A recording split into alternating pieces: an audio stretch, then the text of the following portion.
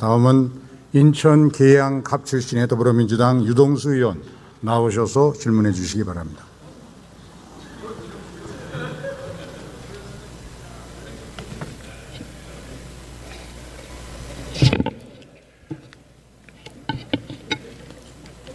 사랑하고 존경하는 국민 여러분, 김진표 의장님과 선배 동료 의원 여러분, 국무총리와 국무위원 여러분, 더불어민주당 인천 계양갑 출신 국회의원 유동수입니다. 국토교통부 장관님 나와주십시오.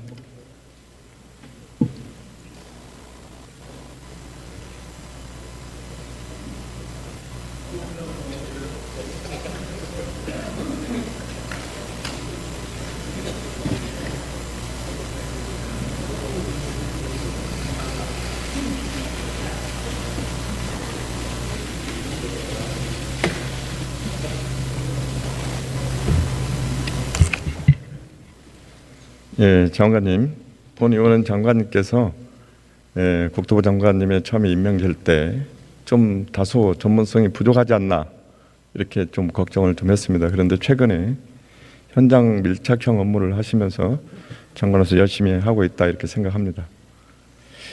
최근 미추홀 전세 사기 등 전세 문제가 사회 문제가 되고 있습니다.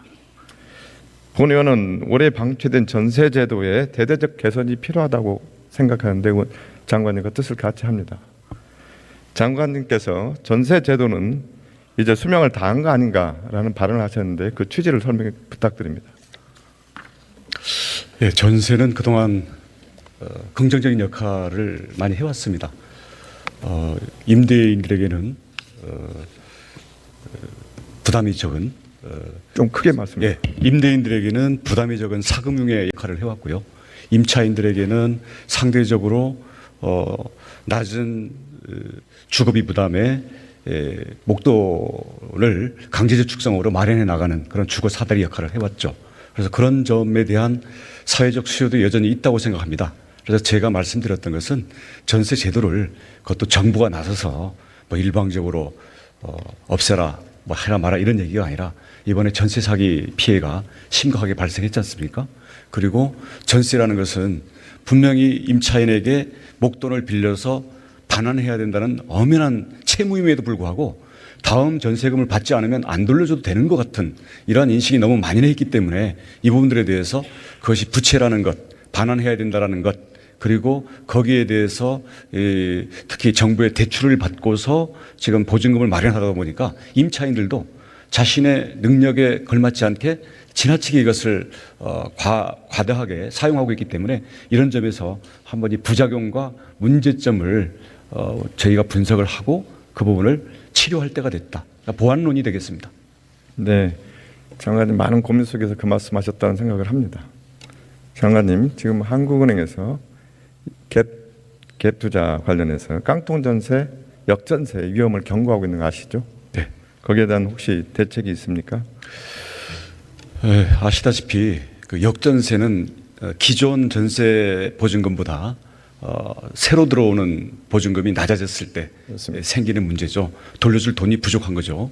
그런데 그동안에는 계속 부동산 가격이 상승하고 전세가가 상승하던 시기에는 전혀 문제가 안 됩니다. 거기다가 보증금 대출까지 있다 보니까 이건 뭐 임대인과 임차인이 서로 올려나가는데 추격해 왔는데요.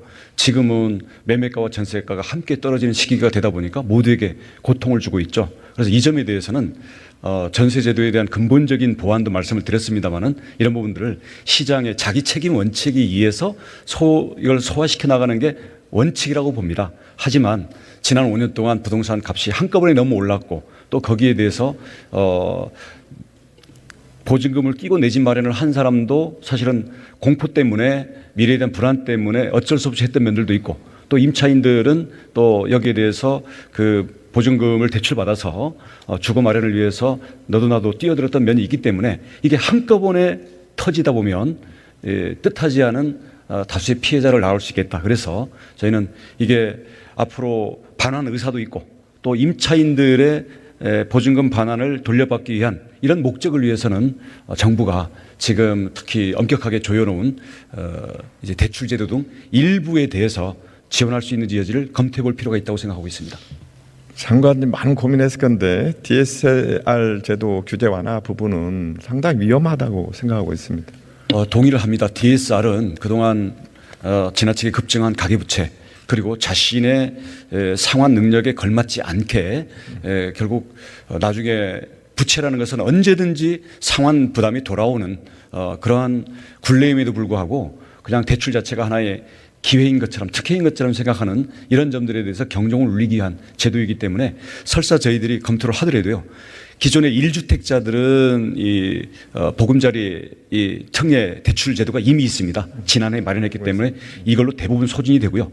설사 이게 선량한 임대인들이 일시적인 이 반환을 못할 위험 때문에 임차인에게 피해가 갈 수 있으면 저희들이 일시적으로 대출 한도를 늘려줄 수 있는데 이것은 전적으로 임차인에게 반환하기 위한 목적에만 쓰여야 되고 그 다음 임차인에게는 들어오는 세입자에게는 보증을 전부 들어야 됩니다. 반환 보증. 거기에다가 담보 가치와 본인의 상환 능력이라는 이 원칙은 그대로 적용이 될 거기 때문에 지금 시중에서 일부 얘기하는 것처럼 이 전세금이 내려가니까 그 돈을 정부가 돈을 풀어서 이걸 메꿔준다. 이렇게는 저희들이 접근 자체를 하지 않고 있습니다. 예, 장관님 지난 국감에서 부동산 가격 등락에 대해서 한 50% 정도 상승했다가 6% 정도 하락했다. 그래서 폭락은 아니다 이렇게 말씀하셨습니다.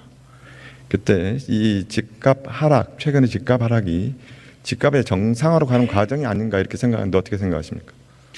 저희 윤석열 정부의 부동산 특히 집값에 대한 정책은 집값 자체를 정부가 쥐락펴락하는 것은 맞지 않다. 그것을 인위적인 도구로 누르는 것은 맞지 않다고 보는데요. 대신 시장이 정상화돼야 된다. 그러면 지난 5년 동안에 이 시장 기구가 왜곡되면서 급등했었기 때문에 하향 안정화는 당연히 결과적으로 나타나야 되는 거라고 보고 있고요. 그런 점에서 지금까지의 집값 하락에 대해서는 시장의 정상화 과정에서 나타나고 있는 것이고 현재 부분적으로 일부는 뭐 반등하고 또 일부는 더 떨어지고 이러고 있습니다만은 그런 가격의 움직임 자체가 시장 기능 속에서 수요와 공급이 균형 가격을 찾아 나가는 가격 발견 과정이라고 한다면 그것은 저희는 좀 더 그것을 큰 틀에서 지켜보면서 접근할 필요가 있다고 생각합니다. 앞에 DSR 규제 완화 부분과 지금 장관님의 답변은 모순된다고 생각합니다. 예, 허그의 전세 반환 보증 관련 제도 관리 부실 문제를 지적하고자 합니다.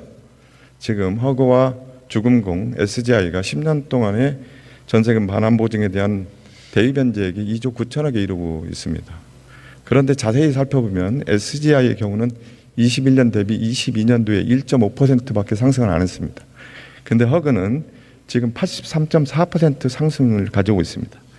이거는 장관님께서 허그의 비정상적인 대입 현재액의 증가 원인 분석하시고 더 철저한 관리 개선이 필요하다 이렇게 생각하는데 어떻게 생각하십니까? 결론은 동의를 하고요.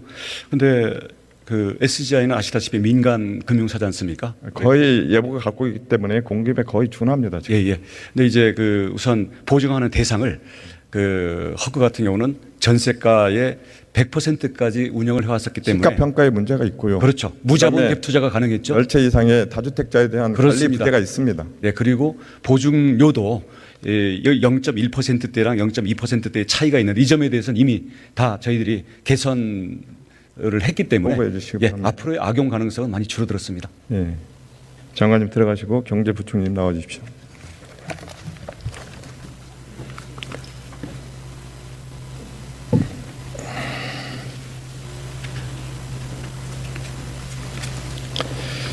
예. 네. 부총리님. 네. 우리나라 임대소득에 대한 과세가 월세보다는 전세에 유리한 과세 제도를 둠으로써 갭 투자를 양산하고 있다고 생각합니다. 1주택자의 경우에는 월세도 고급주택인 경우에 과세를 하는데 임대보증 경우에는 2주택까지도 과세를 안 하고 있는 거 아시지 않습니까? 예. 근데 지금 최근에 서울 시내 임대보증금이 100억이 넘는 아파트들이 있는 거 알고 계시죠? 예. 그러면 100억이 넘는 임대보증금에 대해서 과세하지 않는다면 어떤 국민이 동의하겠습니까? 어떻게 생각하십니까? 예, 뭐 아시다시피 월세와 이제 전세는 기본적으로 차이가 있는 것이고 또 1주택은 개인 주택에 관해서 한 주택에 관해서 이 편의상 이 주거 수단을 달리하는 부분이기 때문에 현재 저희들은 월세는 2주택 이상, 전세는 3주택 이상 이렇게 과세하는 체계로. 1주택도 고급주택은 월세 과세하고 있습니다. 예, 고급주택 그렇습니다. 좀 더 면밀한 검토를 부탁드리고 예, 지금 국세 수입 감소가 심각합니다. 네, 아시죠? 예, 그렇습니다. 올해 어느 정도 예상하고 계십니까? 아직은 여러 주요 세목에 관해서 저희들이 조금 더 실적을 챙겨봐야 됩니다. 아직 7월달에 부가세 납입, 8월달에 법인세 중간 내납 등이 있기 때문에 저희들이 8월경 늦어도 9월 초에는 전반적인 이제 주요 세목에 관해서 진도가 좀 나오기 때문에 그때 세수 상황을 체크를 해보려고 합니다. 현재 부족이 얼마죠? 예. 4월 말까지? 약 4조 정도. 38조 5천억입니다. 예, 당초보다 적게 거치고 있습니다. 예, 올해 부족액 38조 5천억 예상하고 34조 정도 4월까지 덜 거쳤고요. 예, 장관님께서 항상 지출 구조 조정을 통해서 해결하겠다 이렇게 말씀하시는데 예. 추가적인 세수 확보 생각은 안 하십니까? 뭐 지금 당장에 금년에 세제가 확정된 상황에서 무슨 세법 개정이나 이런 걸 통해서 세수 확보하는 것은 지금 경제도 좋지 않은데 특히 민생이나 투자 부분에 저희들이 오히려 활력을 북돋아야 하는 이런 시점에 세금 부담을 더 지우는 것은 바람직하지 않다 하는 생각이고, 다만 저희들이 이제 한시적으로 세제 감면을 한 부분이 시기가 도래하는 부분이 있습니다. 그 부분에 관해서는 세수 상황이나 저희들이 경제 상황 등을 세부담 수준을 봐가지고 종합적으로 그때그때 판단해 나갈 예정입니다. 작년에 세수 추계할 때에 비해서 경제 상황이 굉장히 안 좋지 않습니까? 예. 그래서 세수 좀 증대 방안을 고민할 때가 안 됐습니까?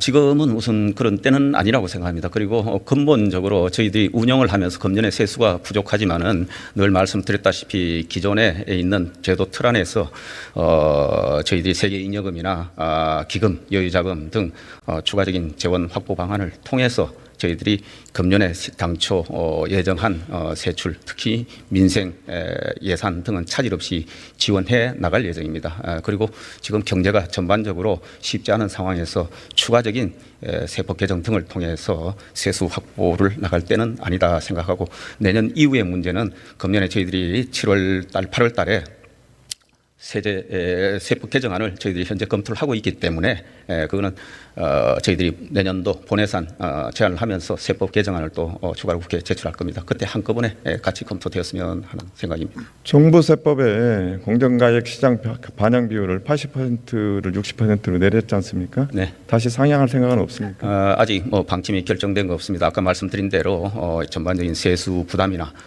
시장 상황 등을 종합적으로 보고 추후 판단할 예정입니다.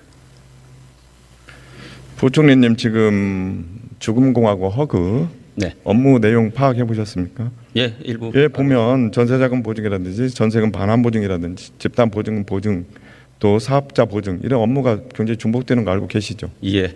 근데 보증이라고 있지만은 사실은 보증 실제로 안에 내용이 들어가면 사업 성격이 조금 틀립니다만 조금 틀리지만 대동소이하다고 알고 있습니다. 지적하신 바와 같이 일부 보증 사업 등에 있어서 유사 중복한 부분은 저희들이 과도하게 비효율적으로 운영되지 않도록 할 수 있는 여지가 있는지 추가로 살펴보도록 하겠습니다. 부처 이기주의 때문에 그렇습니까? 예, 저는 뭐 그렇다고 생각하지는 않고 각자 기관의 원래 설립 목적에 맞게 업무 집행을 하고 있는데 그것이 이제 현재 문제를 치유하는 과정에서 일부 유사한 부분이 있다면은 저희들이 그렇게 불필요하게 중복돼서 진행되는 일이 없도록 살펴보도록 하고, 특히 특히 공공기관의 무슨 기관 이기주의 이런 기재는 작동이 돼서는 안 되겠죠. 그런 부분은 늘 저희들이 유의하면서 공공기관은 관리하고 있다 이렇게 보시면 되겠습니다. 정책자금 운용에 통일성 일관성을 유지할 필요가 있는데 두 기관을 둠으로써 업무 중복이 있다고 보고 있거든요. 예, 문제의식 유의하면서 살펴보도록 하겠습니다. 네, 부총리님 들어가시고 국무총리님 나와 주십시오.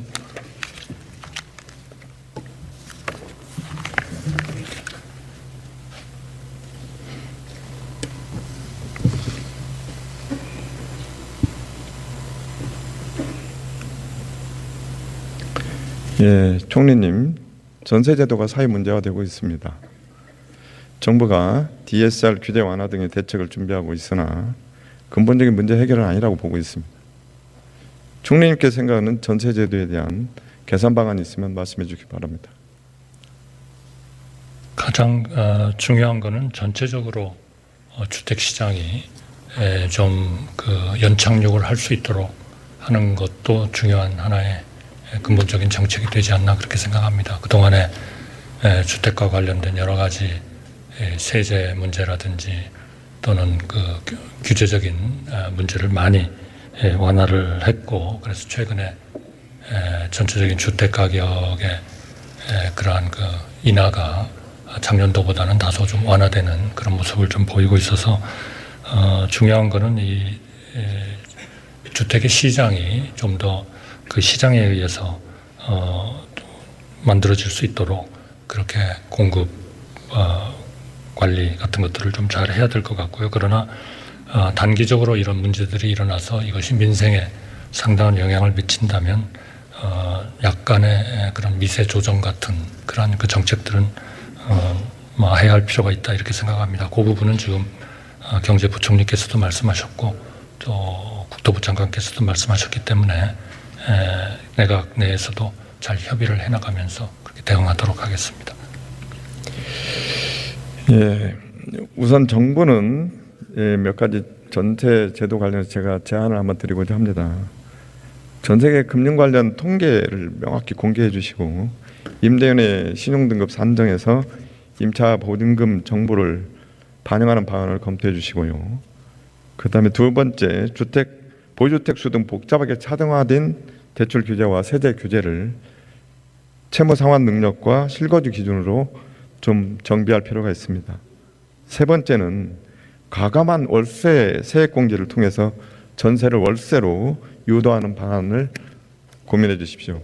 네 번째는 이 비소구 대출 제도라든지 책임 분담형 대출 제도 등을 통해서 차주 금융기관의 책임 분담 제도를 통해서 금융기관에서도 전세 레버리지 리스크를 부담할 수 있도록 할 필요가 있다고 생각하는데 총리님 어떻게 생각하십니까?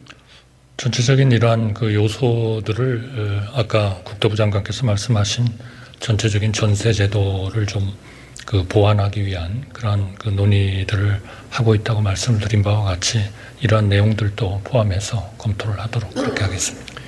총리님, 근본적으로 전세 제도는 사금융입니다. 그런데 우리나라는 세계적으로 유일하게 있는 전세 제도를 국가가 직접 개입함으로써 전세를 대출해주고 반환 보증해주고 함으로써 전세금을 통해서 갭 투자가 가능하고 이 부분이 영원히 집 마련하는 사다리를 끊어버리는 역할을 하기 때문에 전세 제도를 계속 언급하는 것입니다. 네, 잘 알고 있습니다. 알고 계십니까? 네, 고민해 보셨습니까? 네 물론이죠. 네. 총리님, 1분기에 소득 하위 20% 중에서 적자 가구 비중이 62.3%입니다. 즉, 세 집 중에 두 집은 적자 가구입니다. 올해 1분기 소득 하위 20%의 가구의 주거, 수도, 광열비 지출액은 수도, 광열비 인상으로 인해서 전년 대비 15.7% 늘었으며 전체 소비 지출 구성의 23%를 차지하고 있습니다. 총리님, 정부의 공공요금 인상으로 고통받고 있는 취약계층에 대한 지원 정책이 있으신지 또 이를 위해서 추경을 검토하고 계신지 말씀해 주시기 부탁드립니다. 지금 의원님께서 말씀하신 그러한 그 취약계층에 대한 지원 방안은 지금 발표가 돼서 시행이 되고 있는 중입니다. 그리고 특히 이 취약계층에 대해서는 그 지원의 폭을 지난번 인상 시에도 같이 조정을 한 바가 있습니다. 앞으로도 계속 관심을 가지고 이분들이 가장 이러한 그 물가 인상으로부터 영향을 받는 분들이라고 생각하기 때문에 노력을 하도록 하겠습니다. 추경의 문제는 현재 이러한 그 대책의 필요성이 있는지 여부 또 추경을 전체적인 재정 차원에서 해야 되는지 여부를 감안해서 검토하도록 하겠습니다. 예, 적극적으로 취약계층에 대해서 대응 지원책을 마련해 주시기를 부탁을 드리겠습니다. 총리님, 올해 명목 GDP 성장률은 얼마로 보고 계십니까? 지금 정부에서 전체적인 그 상황을 재검토해서 아마 곧 발표가 되리라고 봅니다만 지금 전문 기관들은 한 1.5% 정도 보고 있지 않나 이렇게 생각합니다. 예, 기재부에서는 실질 성장률을 1.5% 얘기했고 한국은행은 1.4% 얘기하고요. 우리나라의 물가 상승률 3.5%를 가정하기 때문에 예상대로 된다면 한 4.9% 명목 GDP 성장률이 된다고 보고 있습니다. 그런데 우리나라 가계 대출의 평균 금리가 대출 금리가 얼마인지 알고 계십니까? 지금 정확히는 제가 5.22%. 네, 그쯤 될 겁니다. 세계금융협회가 GDP 대비 가계부채 비율을 102.2%로 전체 34개국 중에 우리나라가 1위를 차지하고 있습니다. 거꾸로 얘기하면은 우리나라 가계, 기업, 정부 모든 사람이 노력해서 번 GDP의 증가율보다 가계가 1년 동안에 부담하는 이자가 더 크다는 것을 말씀드립니다. 총리님, 고금리 상황에서 막대한 가계부채에 짓눌려서 국민들이 고통받고 눈물을 흘리고 있습니다. 가계부채 총량에 대해서 가계부채를 줄이고 다운사이징하는 대책이 있으면 말씀해 주시기 바랍니다. 그동안의 가계부채, 과도한 부채는 그거는 뭐 기업이나 가계나 국가나 대단히 문제가 있는 그러한 요소이기 때문에 가계부채가 과도해지지 않도록 하는 노력들은 계속 정부로서는 해왔다는 말씀을 드리고요. 그렇게 봤을 때 2023년 1사분기에는 전체 가계 신용 잔액이 약 전분기 대비 한 13% 정도 감소하는 그런 결과는 보였습니다. 그러나 최근에 한 2개월 정도 또 가계부채가 좀 늘어나는 그런 특히 금융권의 가계대출이 좀 늘어나는 그런 상황을 보이고는 있습니다. 정부로서는 이 부분이 우리 금융에 있어서의 굉장히 중요한 그러한 부분이라고 생각하고 항상 모니터링하고 또 문제를 개선시키도록 노력하고 있다 하는 말씀을 드리겠습니다. 지금 우리나라 무역수지가 15개월 연속 적자를 보이고 있고 수출도 8개월 연속 감소하고 있습니다. 총리님, 2018년도 우리 무역수지 흑자가 가장 큰 연도에 우리나라 전체 무역수지 흑자는 696억 불이었습니다. 이 중에 80%가 중국에서 556억 불의 흑자를 보였습니다. 올해 1월부터 5월까지 기준 중에서 우리나라 무역 적자는 274억 불입니다. 이 중에 중국이 118억 불 적자를 기록해서 43%의 적자가 중국에서 보고 있습니다. 무역 수지 흑자 내지는 수출의 증가를 위해서 어떤 노력을 하고 계신지 하고 중국에 대한 무역 수지 적자를 어떻게 해결할 것인지 설명 부탁드립니다. 이 수출 감소에 대해서는 전 세계가 결국 인플레이션을 잡기 위한 고금리 정책 때문에 각 나라가 결국 성장이 둔화되는 그런 현상을 보이고 있고 일부 국가들은 마이너스 성장도 보이고 있습니다. 그래서 이러한 수출이 우리 경제에 있어서는 굉장히 중요한 하나의 성장을 결정하는, 특히 성장의 변화를 결정하는 데 있어서는 아주 중요한 그런 상황이기 때문에 그동안에 수출에 집중한 그러한 대책 회의를 대통령님 중심으로도 한 5, 6차례 벌써 진행을 한 바가 있습니다. 전체적으로 세계 경제가 결국 이렇게 인플레를 잡기 위해서 둔화되고 있는 이런 상황에서 우리 수출만 늘기는 상당히 어려운 게 현실이라는 말씀을 드리고요. 중국에 대한 문제는 그동안에 중국이 특히 이 코로나를 극복하는 과정에서 굉장히 성장이 둔화가 됐고 이제 올해 연초부터 중국이 본격적으로 경제 활동을 개방하고 있기 때문에 그 효과가 좀 나오기를 기대하고 있습니다. 정부로서는 이 대외적인 이러한 국제 수지의 건전성이 우리 재정과 함께 우리 대한민국의 전체적인 경제 운영의 건전성과 위기를 예방하는 데 대단히 중요하다고 저희는 보고 있습니다.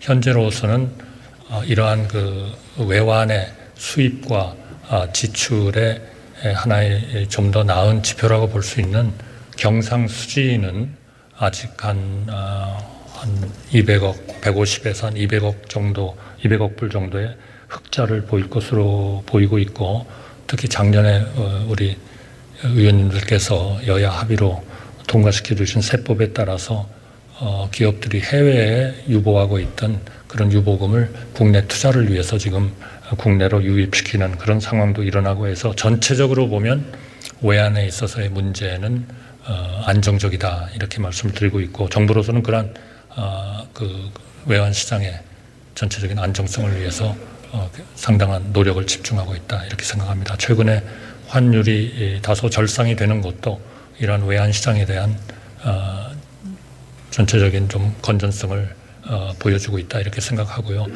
우리 국가에 대한 전체적인 그 부도에 대한 하나의 그 예측 프리미엄 레이트라고 할까 이런 것들도 레이트도 최근에 한 거의 뭐 45, 50까지 가다가 최근에 한 37 정도로 떨어지고 있습니다. 그래서 결론적으로 말씀드리면 분명히 수출은 어렵고 특히 경기 순환적인 요소가 강한 이런 D램 같은데 반도체가 계속 수출에 있어서 마이너스를 보이고 있지만 당초 예상했던 대로 하반기로 가면서 조금씩 좀 개선이 될 거다. 그러나 전체적인 우리 대한민국의 건전성을 결정하는 그런 재정의 개선과 이런 경상수지의 개선은 특히 경상수지의 개선은 흑자적인 그런 기조를 유지할 것으로 그렇게 판단하고 있습니다.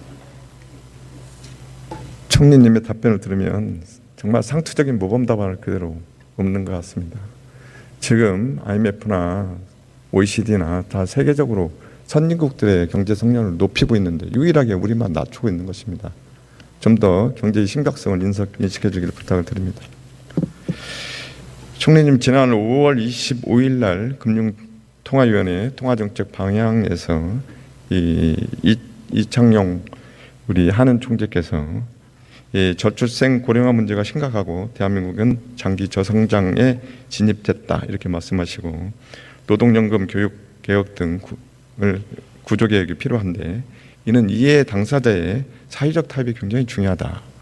이 사회적 타협이 없이 재정 통화 정책을 가지고 해결하라고 하면 나라를 망치는 지름길이라고 발언한 바 있습니다. 이 발언에 대해서 어떻게 생각하십니까? 저는 그 단기적인 하나의 그런 경기 대응을 위한 매크로 정책인 재정 통화 정책의 현 시점에 있어서의 유용성과 가용성 이 차원에서 보면 상당히 어려움이 있다. 저희는 그렇게 보고 그 점에서 저는 한은 총재의 의견과 견해를 같이 합니다. 그렇기 때문에 결국 좀 더 중장기적인 우리 경제의 건전성을 위해서 구조 개혁이 필요하다. 그리고 이 구조 개혁을 하는 데에는 또 많은 이해 관계 당사자들이 있기 때문에 그러한 그 이해 당사자들 간의 타협이 필요하다 하는 것에 대해서 저는 동의합니다. 예, 사회적 타협을 굉장히 강조했지 않습니까, 총리님? 네. 그런데 총리님, 현재 윤석열 정부가 사회적 타협을 위해 노력하고 있다고 생각하십니까? 앞으로 더욱더 노력하도록 하겠습니다. 최근 정부의 폭력적 노동 탄압과 집회 강제 해산으로 인해서 노조가 경사노의 불참을 선언하는 등 정부를 향해 전면전을 선포하고 있는 형국입니다. 사회 통합의 중심 역할을 해야 하는 정부가 통합보다는 오히려 분열을 선택하고 있다고 보입니다. 분열과 갈등의 정치로는 앞으로 나갈 수가 없다고 생각합니다. 야당은 적이 아니며 국민은 통치나 굴복의 대상이 아닙니다. 국민은 인내하고 포용하고 존경해야 할 주권자인 것입니다. 총리님 어떻게 생각하십니까? 국민을 포용하고 존경해야 된다는 점에 대해서는 의원님의 생각에 전적으로 공감을 하고요. 그러나 그러면서도 또 하나의 우리 경제 내지는 우리를 보는 그 대외적인 시각 그리고 그것이 바로 우리 경제에 긍정적인 효과를 줄 수 있는 외국인 투자 이런 것들하고 또 우리나라의 신인도 이런 것과 연계된 또 하나의 중요한 사항은 결국 우리 모두가 결국 사회적 타협의 최소한의 수준인 법을 잘 지켜야 된다 하는 것에 대한 요구가 굉장히 강합니다.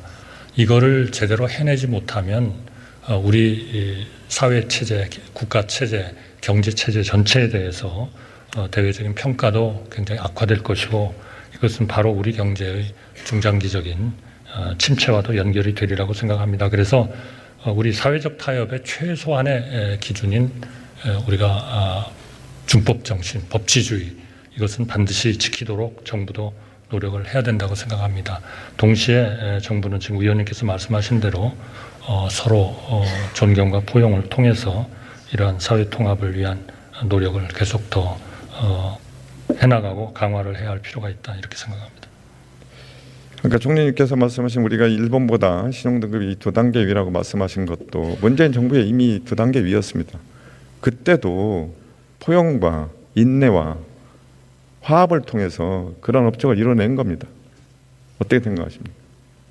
네, 그런 이제 이 정부 들어서 꼭 법에 대해서 의지해서 법에 의한 지배를 해야 되겠습니까?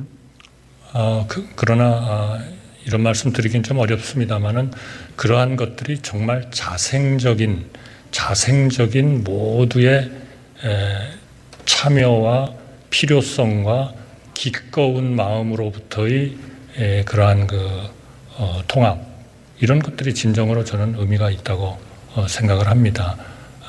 그런 것들이 어느 좀 그러한 사회적 타협의 최소한의 수준인 이 법치, 법에 대한 존중 이런 것들이 이루어지지 않은 상태에서 일어나는 이러한 우리의 타협의 모양은 그렇게 저는 지속 가능하지 않다 이렇게 생각합니다. 총리님 영화 혹시 배너를 보신 적 있습니까? 네, 맞습니다. 맞습니까?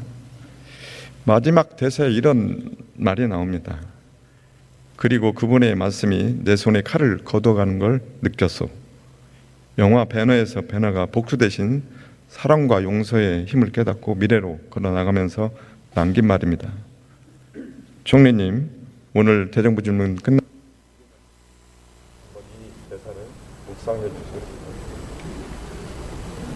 감사합니다.